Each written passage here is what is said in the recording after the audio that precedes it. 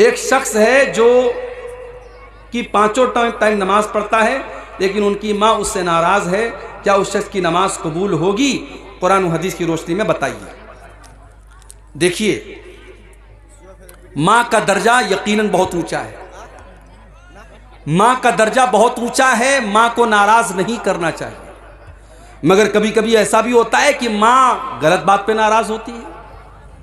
हजरत साद बिन अबी वक्कास रजी अल्लाह ताला अन्हु की माँ नाराज हो गई, उन्होंने इस्लाम कबूल कर लिया, माँ नाराज हो गई। माँ ने यहां तक कह दिया मैं खाना नहीं खाऊंगी जब तक तू इस्लाम को नहीं छोड़ेगा। उन्होंने कहा माँ मुझे तुझसे बहुत मोहब्बत है, मगर मैं इस्लाम नहीं छोड़ सकता तेरे लिए। माँ ने खाना पीना बंद कर दिया। हजरत साद बिन अबी वक्कास रजी अल्लाह ताला अन्हु ने बहुत समझाया, माँ तैयार नहीं हुई। बुढ़िया थी, उम्र हो चुकी थी, थोड़ा सा टाइम गुजरा, बिस्तर पड़ गई। अब बिस्तर पड़ गई, अब खानदान के लोग आ रहे हैं, उनकी माँ की हालचाल पूछ रहे हैं। और जब पता चलता है कि बेटे के इस्लाम कबूल करने की वजह से इन्होंने खाना पानी बंद कर दिया है, तो लोग इनको बुरा भला भी कह के जा रहे हैं कि देखो इसकी वजह से इसकी माँ बीमार पड़ी है। हालत ये हो गई, हजरत साद की माँ आखिरी सांसें लेने लगी, आखिरी सांसें लेने लगी, इंतकाल का टाइम आ गया। हजरत साद ने अपनी माँ से कहा कि अम्मी जान, लऊ कानत लकी मियतु नफ्सिन, अगर अल्लाह ताला तुझे 100 जिंदगियां दे दे, तेरे अंदर 100 जान पैदा हो जाए और एक एक जान तेरी निकलती चली जाए और तू मुझसे कह दे कि मैं इस्लाम को छोड़ दूं, तो ऐ मेरी माँ, मैं तेरी जिंदगी को बचाने के लिए इस्लाम को छोड़ने वाला नहीं हूं। माँ समझ गई कि मेरा बेटा मानने वाला नहीं है। माँ ने आखिर में खाना खाया, पानी पिया, और बाद में माँ को भी अल्लाह ने हिदायत दी और बाद में माँ ने भी इस्लाम कबूल किया। तो माँ नाराज है, अगर सही बात को लेकर के नाराज है तब तो बेटा गुनहगार होगा। लेकिन माँ बिला वजह नाराज है, नाहक नाराज है, बेमतलब की बात पे नाराज है, जिसका कोई सर पैर नहीं है, तो बेटा गुनहगार नहीं होगा। बेटे को चाहिए, अगर माँ नाराज है, गलत बात पर भी नाराज है, बेटा माँ को मनाने की कोशिश करे। लेकिन ऐसा कोई सबूत नहीं है कि माँ नाराज है तो बेटे की नमाज कबूल नहीं होगी। एक बड़ा मशहूर वाकया है हजरत अलकमा का वाकया, कि उनकी माँ उनसे नाराज हो रही थी, तो उनके साथ बड़ा बुरा मसला हो रहा था। उनकी मौत का टाइम आया तो अल्लाह के नबी ने पूछा कि क्या मामला है। पता लगा उनकी माँ उनसे नाराज़ है। जब तक माँ ने माफ़ नहीं कर दिया तब तक उनकी रूह परवाज़ नहीं हुई और उनको चैन नहीं मिला। बहुत मशहूर वाक़या है, मगर वो मनगढ़ंत वाक़या है, मौजू रिवायत सही हदीस से साबित नहीं है। लिहाजा इस बात की कोई दलील नहीं है कि माँ अगर नाराज़ है तो बच्चे की दुआ, बेटे की दुआ जो है वो कबूल।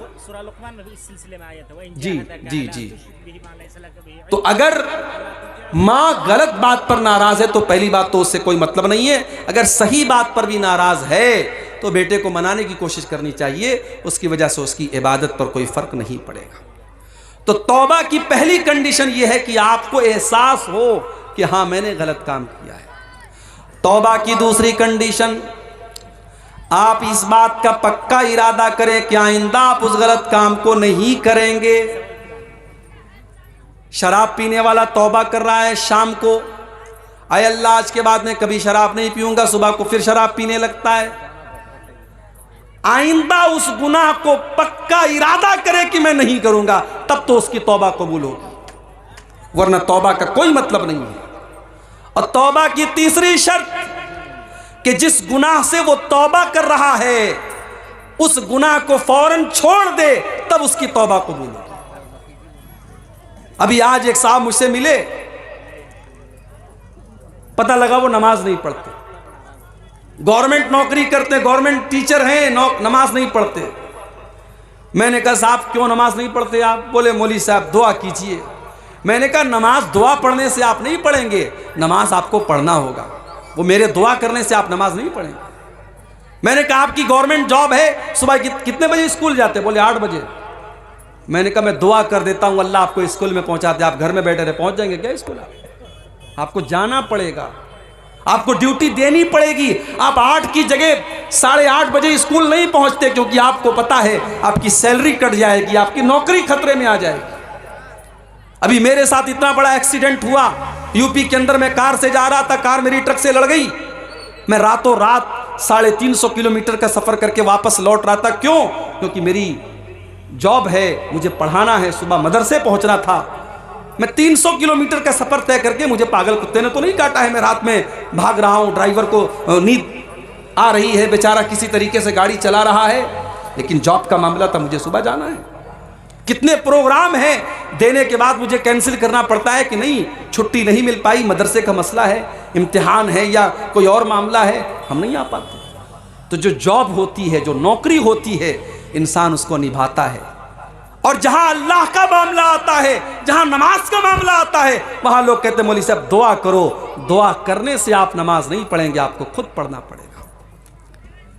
मेरे प्यारे साथियों, इसीलिए अल्लाह ताला कह रहा है कि नेकी के कामों में सबकत करो। मस्जिद में नमाज पढ़ने जाओ तो सबसे पहली सफ में जाओ।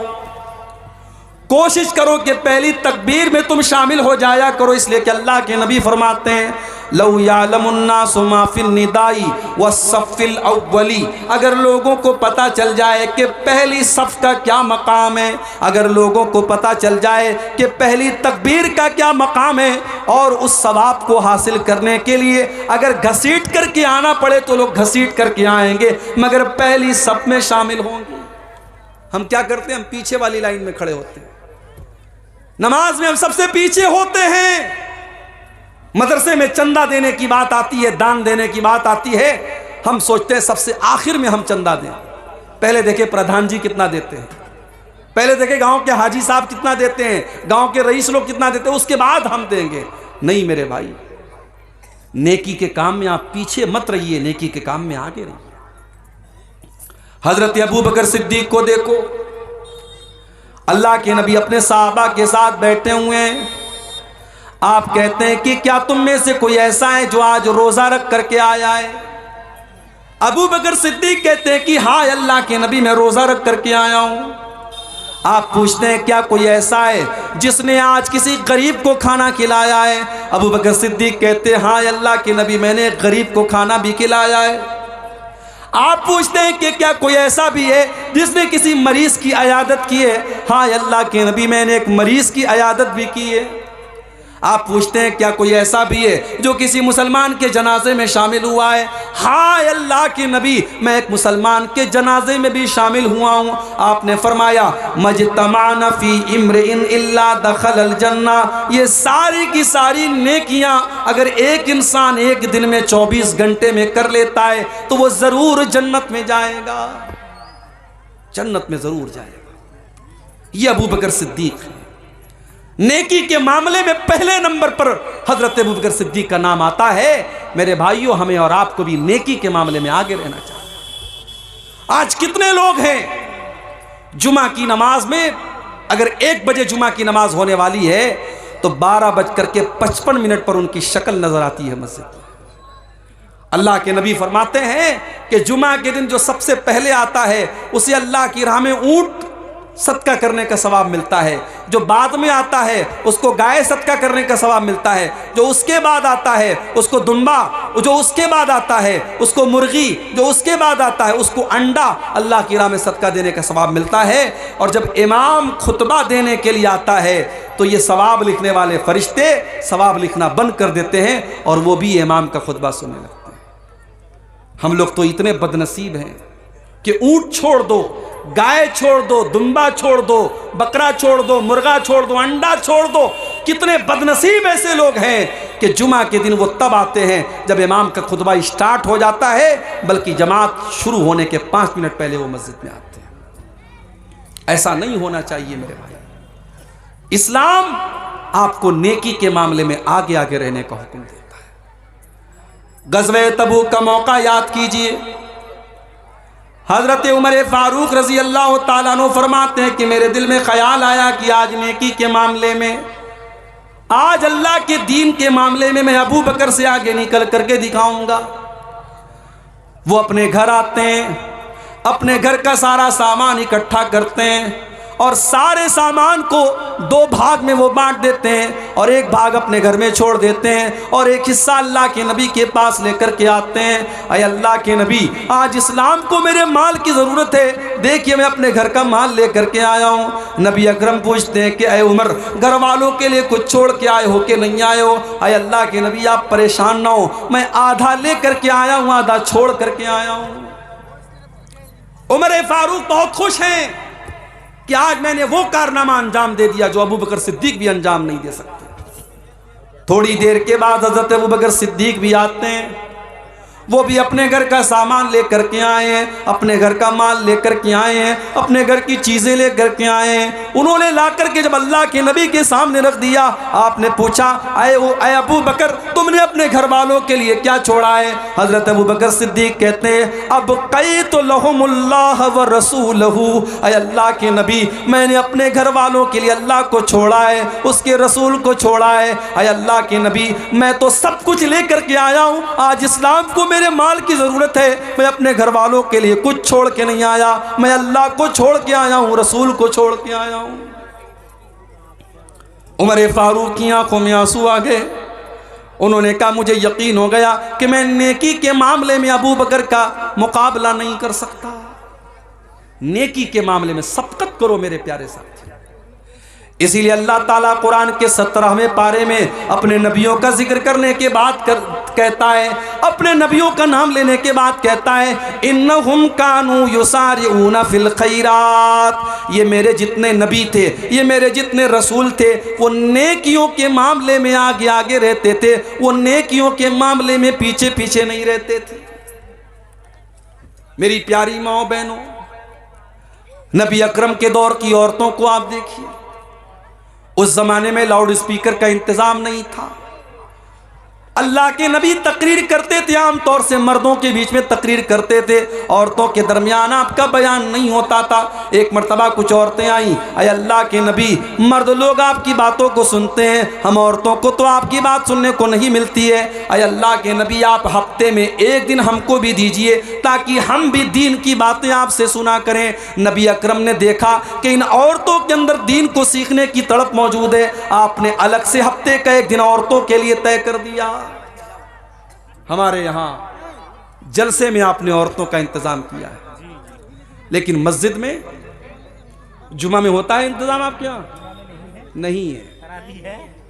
तरावी छोड़ दीजिए, तरावी तो साल में एक बार होती है ना, जुमा में क्यों नहीं है? बंगाल में भी मैं गया, बंगाल में लोगों ने बताया, मौलवी साहब हमारे यहाँ ज्यादातर मस्जिदों में औरतों का इंतजाम जुमा में नहीं होता है। अफसोस है मेरे भाई, आप अहले हदीस है ना, माशाअल्लाह।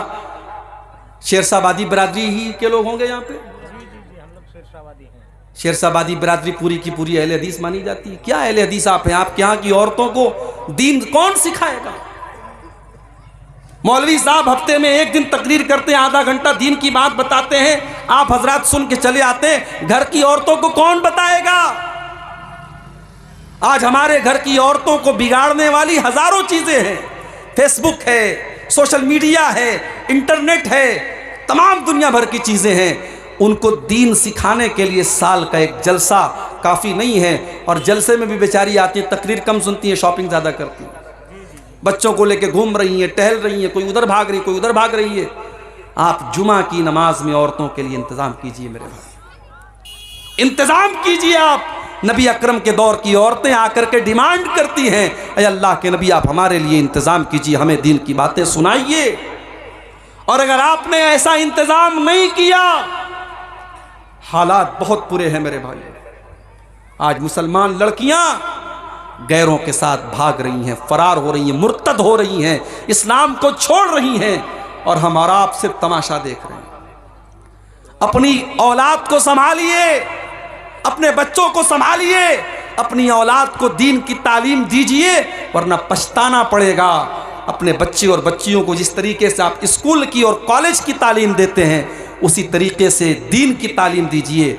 उन्हें इस्लाम के बारे में बताइए, उन्हें तौहीद के बारे में बताइए, वरना आगे चल कर के 10-15 साल के बाद जो हालात होंगे, हर घर और हर खानदान में इस तरीके के केस होंगे, फिर आपके पास हालात को कंट्रोल करने का कोई रास्ता नहीं होगा। नेकी के मामले में आगे बढ़िए, पीछे मत रहिए। हजरत अमर बिन जमूह रज़ी अल्लाह ताला अन्हु एक बूढ़े साहबी हैं, बूढ़े साहबी हैं।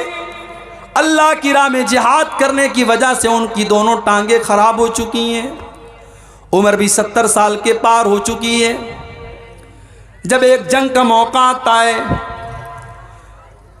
अल्लाह के नबी के पास उनके चार बेटे हैं, उनके चारों बेटों ने अपना नाम लिखवाया। हजरत अमर बिन जमूह ने कहा कि अल्लाह के नबी मेरा भी नाम लिख लीजिए। बेटों ने कहा बाजान आपने सारी जिंदगी इस्लाम की खिदमत की है, आपकी दोनों टांगे इसी में ख़राब हो चुकी हैं। अय अब्बा जान हम आपकी तरफ से जा ही रहे हैं, आपके चार बेटे अल्लाह की राह में जा रहे हैं। अय अब्बा जान आप घर में आराम कीजिए, आपकी ज़रूरत नहीं है। बाप ने कहा नहीं ठीक है, मैं लंगड़ा हो चुका हूँ, ठीक है मेरी टांगे काम नहीं कर रही हैं, मगर मेरे बाजुओं में आज भी ताकत है, मैं दुश्मनों के छक्के छुड़ा सकता हूं, मैं अल्लाह की राह में जिहाद करना चाहता हूं। तुम कौन होते हो मुझे रोकने वाले? बाप इसरार कर रहा है, बेटे मना कर रहे हैं। मामला अल्लाह के नबी के पास आता है। बेटे कहते हैं अल्लाह के नबी मेरे बाप को समझाइए, उनको बताइए, वो तो बूढ़े हो चुके हैं, उनकी दोनों टांगे काम नहीं कर रही हैं। अल्लाह के नबी ने हज़रत अमर बिन जमूह से कहा कि आप मत जाइए, आपको ज़रूरत नहीं है। कहा अल्लाह के नबी मैं चाहता हूँ कि मैं इस जंग में जाऊँ और मैं शहीद हो जाऊँ और मैं अपनी इन्हीं लंगड़ी टांगों के साथ मैं जन्नत में चला जाऊँ। नबी अकरम ने उनका जज्बा देखा, उनके दिल का जज्बा देखा। आपने बेटों से कहा जाने दो, इनको अल्लाह की राह में जाने का शौक़ है, इनके अंदर जज्बे जिहाद है, इनको रोको मत, इनको जाने दो। चुनांचे जंग होती है और हज़रत अम्र बिन जमूह अल्लाह की राह में जिहाद करते हुए उसी हालत में शहीद हो जाते हैं। ये थे नबी के सहाबा, नेकी के मामले में आगे आगे रहने वाले। हम और आप नेकी के मामले में पीछे रहते हैं, इंतजार में रहते हैं कि हमें कोई जब मोटिवेट करेगा, जब कोई कहेगा तब हम ये काम करेंगे। मेरे प्यारे साथियों, नेकी के मामले में आप आगे बढ़िए। नबी अकरम के सहाबा को आप देखिए, अब्दुल्ला बिन मसूद रज़ी अल्लाह ताला अन्हु बहुत बेहतरीन कुरान पढ़ा करते थे। इतना अच्छा कुरान पढ़ते थे कि एक मरतबा अल्लाह के नबी रास्ते से जा रहे थे, अब्दुल्ला बिन मसूद के कुरान की तिलावत की आवाज़ आपके कानों में पड़ी। आपने फरमाया जिसको कुरान बिल्कुल ताज़ा ताज़ा सुनना हो वो अब्दुल्ला बिन मसूद के मुंह से कुरान सुन ले। आज है आपके दरमियान ऐसे कुरान पढ़ने वाले हैं? कुरान पढ़ने वाला कोई होता भी है तो उसके फटे कपड़ों की वजह से हमें लगता है ये मदरसे में पढ़ने वाला बच्चा है, हम उसको हकारत की नज़र से देखते हैं। स्कूल में टाई और पैंट और कोट पहन करके जाने वाला हमें अच्छा लगता है, और मदरसे में फटा पुराना कपड़ा पहन करके पढ़ने वाला, दिन भर कुरान की तिलावत करने वाला हमें बुरा लगता है। मेरे प्यारे साथियों, उस स्कूल के सूटेड बूटेड बच्चे से बेहतर है उस मदरसे में पढ़ने वाला मैला कुचैला कपड़ा पहन करके दिन रात कुरान पढ़ने वाला। इसलिए कि अल्लाह के नबी फरमाते हैं खैरुकुम मन तअल्लमल कुरान व अल्लमहु, तुम में सबसे बेहतरीन इंसान वो है जो कुरान को सीखता है और सिखाता है, कुरान को पढ़ता है और पढ़ाता है। अब्दुल्ला बिन मसूद इतना अच्छा कुरान पढ़ते थे, अल्लाह के नबी ने फरमाया कि जिसको सुनना हो कुरान बिल्कुल तरोताज़ा, वो अब्दुल्ला बिन मसूद के मुंह से कुरान सुन ले। जब अल्लाह के नबी ने ये बात बयान की, हज़रत उमर फारूक के दिल में ख्याल पैदा हुआ कि ये बात अब्दुल्ला को बतानी चाहिए। उन्होंने रात के 12 बजे, आधी रात को उन्होंने जाकर के अब्दुल्ला बिन मसूद के दरवाजे को खटखटाया। अब्दुल्ला बिन मसूद ने दरवाज़ा खोला, देखा हज़रत उमर आए। क्या बात है उमर, क्यों आए हो? आए अब्दुल्ला, मुझे मालूम है कि ये वक्त मुनासिब नहीं था, रात के 12 बज रहे हैं, आधी रात हो चुकी है, लेकिन मैं तुम्हें एक बात बताना चाहता हूँ। अल्लाह के नबी ने तुम्हें एक खुशखबरी दी है। क्या खुशखबरी दी है? कहा है अब्दुल्ला, नबी अकरम ने आज तुम्हारी तिलावत की आवाज़ सुनी थी, तो नबी अकरम ने फरमाया था कि जिसको कुरान सुनना हो, बिल्कुल ताज़ा ताज़ा कुरान सुनना हो, वो अब्दुल्ला के मुंह से कुरान सुन ले। मैंने सोचा कि मैं रात आधी रात को मैं जाकर के तुमको बता दूं, ताकि सबसे पहले मैं ये खुशखबरी तुम्हें सुना दूं। एक मुसलमान को अच्छी खबर देने में भी सवाब मिलता है, मैं ये खबर तुम्हें सुनाने आया हूं। हजरत अब्दुल्ला ने कहा कि आपने थोड़ा सा लेट कर दिया, थोड़ा सा आपने डिले कर दिया, थोड़ा सा लेट कर दिया। अभी थोड़ी देर पहले हजरत अबू बकर सिद्दीक आए थे और उन्होंने ये खबर मुझे दे दी है। हजरत उमर ने पेशानी पकड़ के कहा कि अबू बकर, उमर तेरा मुकाबला नहीं कर सकता। मेरे प्यारे साथियों, ये नबी के सहाबा थे जो नेकी के मामले में सबकत करते थे। आज हम कारोबार में सबकत करते हैं, ज़मीन जायदाद में सबकत करते हैं, दुनिया के ऐशो आराम में सबकत करते हैं, लेकिन हम जन्नत के लिए सबकत नहीं करते। सूरह आले इमरान की आयत हमें यही मैसेज दे रही है, वसारिऊ इला मग़फ़िरतिन मिर रब्बिकुम व जन्नतिन। मेरे बंदो, तुम अल्लाह की जन्नत को पाने के लिए और अल्लाह की मग़फ़िरत को पाने के लिए जल्दी करो।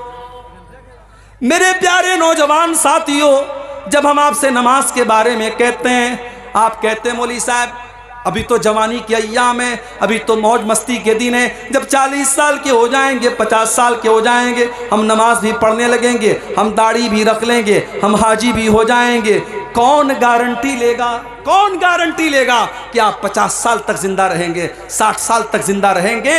एक एक्सीडेंट आपकी जिंदगी बदल सकता है, एक हादसा आपको खत्म कर सकता है, एक बीमारी आपको बर्बाद कर सकती है। मेरे प्यारे नौजवान साथियों, वमा तदरी नफ्सुम माज़ा तक्सिबु गदा, कोई नहीं जानता कि कल उसके साथ क्या होने वाला है। इसलिए कल न कर, कल का कोई भरोसा नहीं, कल तो कल एक पल का भरोसा नहीं। फिक्र उक़बा की कर आज ही बेखबर, फिक्र उक़बा की कर आज ही बेखबर, कल न कर, कल का कोई भरोसा नहीं, कल तो कल एक पल का भरोसा नहीं। कर इबादत खुदा की जवानी में तू, कर इबादत खुदा की जवानी में तू, कल बुढ़ापा तेरे सर पे आ जाएगा, कल बुढ़ापा तेरे सर पे आ जाएगा। कुव्वते दस्तो पा खत्म हो जाएगी, कुव्वते दस तो पा खत्म हो जाएगी, फिर इबादत का कोई भरोसा नहीं।